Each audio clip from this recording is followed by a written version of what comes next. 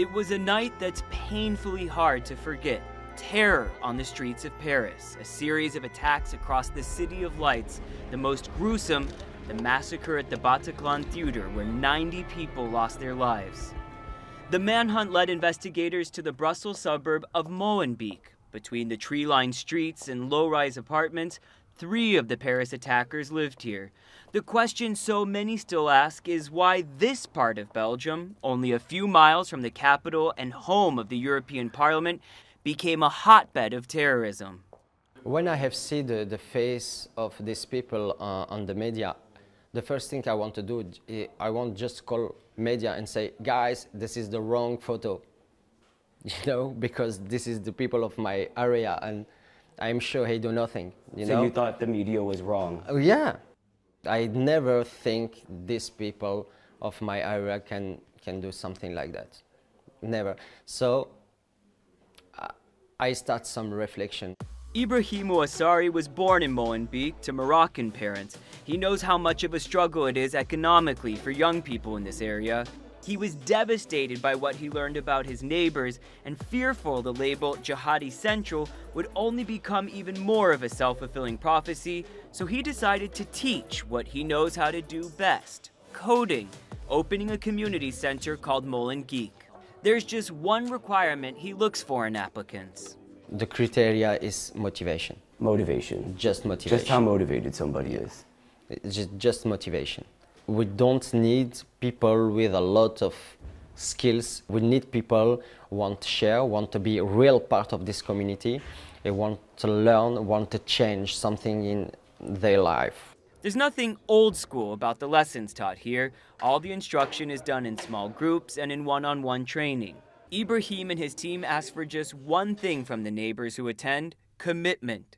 The payment they ask for: time to come to the sessions, to help keep the center clean, and time to come back to teach others what they've learned. When Belgium's Vice Prime Minister heard about the program, he immediately asked Ibrahim to come to his office. A week after their meeting, the Belgian government began supporting MolenGeek.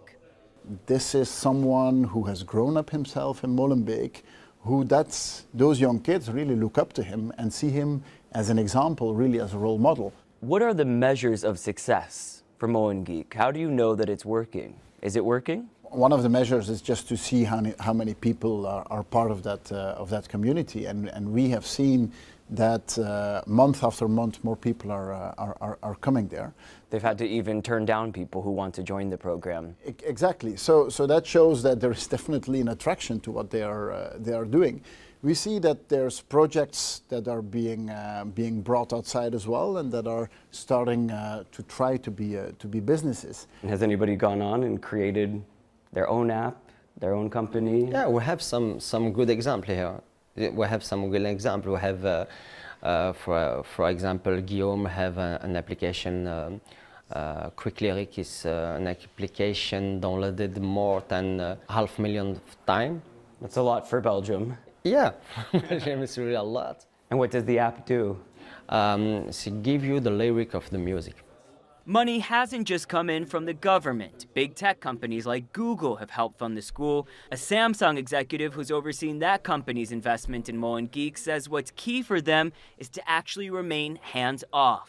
They developed a drone, for example, which is, I think, a great achievement, but we're not in here for the products. We are in here for the social benefit and the economical benefit that we can give here in this area. And I think that is the main purpose for us. We entered this strongly from a corporate social responsibility perspective.